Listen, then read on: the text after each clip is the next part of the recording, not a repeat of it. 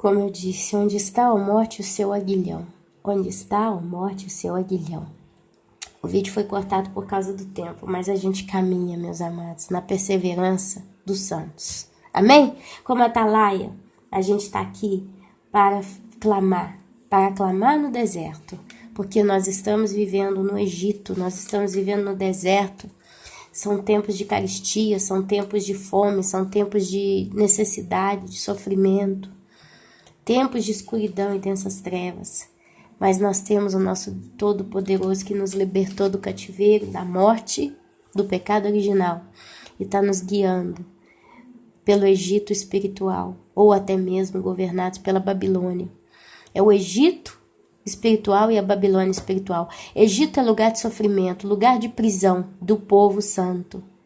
Quando você vê eles sendo retirados, você vê lá na frente eles sendo levados para a Babilônia, no exílio babilônico, né? Então são duas cidades que espiritualmente têm significado de prisão, tem significado de sofrimento, tem significado de carreira, de percurso de vida. Jesus, Yeshua HaMashiach, ele disse: neste mundo tereis aflições, mas eu venci o mundo. Se perseguiram a ele, meus amados, perseguirá por a nós. Nós aqui somos peregrinos. O reino do nosso Criador não pertence a essa terra. Porque se pertencesse a ele, eles não teriam crucificado. Amém? Olha, amados, eu quero começar abrindo o capítulo 1 do livro de Miqueias. E eu quero ler com vocês. Palavra do Senhor que em visão veio a Miqueias, morastita, nos dias de Jotão, Acás e Ezequias. Detalhe, o rei Acás foi um rei terrível. Você vai ver a história dos reis Jotão, Acás e Ezequias nos livros de 2 Reis. Agora eu teria dúvida se no 1 Reis você vai encontrar, porque eu acho que lá está mais pro lado de Salomão e Davi, mas 2 Reis vocês vão ver com certeza a história desses reis, Jotão, Acás e Ezequias. De qualquer modo, se você pesquisar aí na Bíblia Online, www.bibliaonline.com.br, e aí você escreve lá Jotão, ou Acás ou Ezequias, aí ela puxa para você o texto certinho onde está falando desses reis. Rei Ezequias foi um homem que andou segundo o coração de Deus. Então foi o tempo que o profeta Miqueias viveu. Estamos falando aí de 750 anos, mais ou menos, entre 750 e 686 anos antes de Cristo. Então, palavra do Senhor que veio, tá, em visão a Miqueias, o profeta. E ali, eu queria falar para vocês o que hoje eu falei com uma irmã.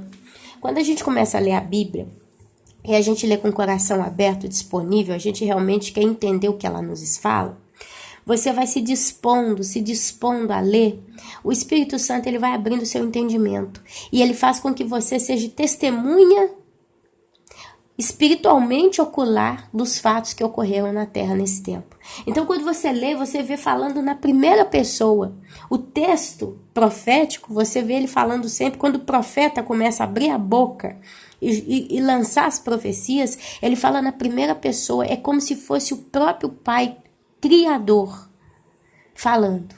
É como se ele usasse a boca do profeta como se fosse a sua própria boca. Então você, quando escuta, lê as palavras, você tem uma visão em primeira pessoa, de modo muito pessoal, do que o Todo-Poderoso está relatando. E você consegue imaginar o cenário, você começa a imaginar a situação como um todo, você sente a dor, você sente a alegria, você sente o sentir muito das coisas que o nosso Criador viu, presenciou e viveu com esses povos passados. É onde a gente consegue crescer espiritualmente. E aqui ele fala: ouvi todos os povos, prestai atenção, ó terra, e tudo que ela contém. E seja o Senhor Deus testemunha contra vós outros, o Senhor desde o seu santo templo. A palavra diz que ele é onisciente, ele é onipresente e ele é onipotente. A onisciência dele dá a ele condição de saber profundamente todas as coisas. A onipresença significa que ele é testemunha ocular de nós mesmos. Cada vez que nós pecamos, praticamos um pensamento pecaminoso, um ato, um desejo no coração, ele sonda, ele prescruta, desculpa que eu não sei falar a palavra direito, os nossos corações. Ele sabe o que está na nossa alma, ele sabe o que está no nosso espírito, ele sabe o que realmente está lá no fundo do nosso âmago.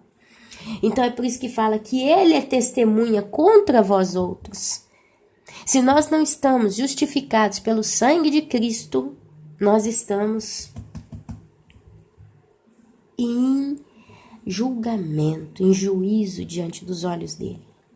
Porque é o sangue de Cristo quem nos cobre do pecado. A gente pega, pede perdão, a gente peca, pede perdão, a gente peca, pede perdão. E o sangue nos justifica. Então, quando ele olha para nós pecadores, ele não vê nós. Ele vê o sangue do seu filho sobre nós, aspergido em nós. Então, ele, pelo caso do sangue, ele nos perdoa. Senão, amados, a gente ia ficar todo mundo fulminado indo para o inferno. E aqui ele fala, porque eis que o Senhor sai do seu lugar e desce e anda sobre os altos da terra. Amados, são mistérios profundos dele. Aqui fala que ele sai do seu lugar e desce e anda sobre os altos da terra. Com o caso da Torre de Babel, foi assim. Se você vai lá ler a história da Torre de Babel, fala que ele desceu. Ele fala, vamos ver o que eles estão construindo. E desce para ver. Os montes debaixo dele se derretem e os vales se fendem. São como a cera diante do fogo, como as águas que se precipitam num abismo. Tudo isto por causa da transgressão de Jacó e dos pecados da casa de Israel. Jacó teve 12 filhos. Jacó teve 12 filhos. Cada um dos seus filhos ganhou uma tribo. São as tribos de Jacó. Jacó também recebeu um novo nome. Teve um momento que o Todo-Poderoso diz, você já não mais chamará Jacó, que se eu não me engano significa usurpador. Mas você passará a se chamar Israel, que eu não sei o que significa e nem me lembro. Eu sei, mas não me lembro. Mas é um nome abençoado. Amém? Então são 12 tribos e cada uma herdou uma parte de Israel. Então é por isso que fala muito Jacó, Jacó, Jacó, muitas das vezes aqui através da boca dos profetas. E aqui diz que foi por causa da transgressão de Jacó e dos pecados da casa de Israel. Qual é a transgressão de Jacó? Não é Samaria? E quais os altos de Judá? Não é Jerusalém? Porque no final todos pecaram, todos pecaram. Se você ler o livro de 2 Reis, você vai vendo aos poucos a decadência do império de Israel. Porque Israel foi um império na sua época, no seu tempo. Basta ler lá a história de Salomão, Davi, amém? Então você vai ver a decadência moral desse povo. Por isso farei de Samaria um montão de pedras do campo, uma terra de plantar vinhas. Farei rebolar as suas pedras para o vale e descobrirei os seus fundamentos. Todas as suas imagens de esculturas serão despedaçadas. Todas as suas imagens de esculturas serão despedaçadas. E todos os salários de impureza, de sua impureza, serão queimados. Porque do preço da prostituição os ajuntou, e a este preço voltarão. O Todo-Poderoso considera os pecados de Israel como o ato de uma prostituta.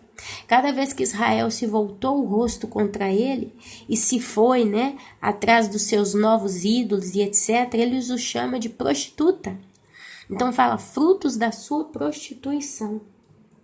E aí ele fala que vai acabar com os ídolos, vai acabar com tudo que não prestava. Leia 2 Reis, meus irmãos, eu aconselho, porque assim vocês vão entender muito o livro dos profetas. Se vocês não leem as histórias dos reis de Israel, que é 1ª e 2ª Reis, vocês não entendem. Você tem que ler esses dois livros com muita cautela, muita tranquilidade, muita disposição realmente para entender. E você vai ler histórias que vão contando tudo que esses reis fizeram.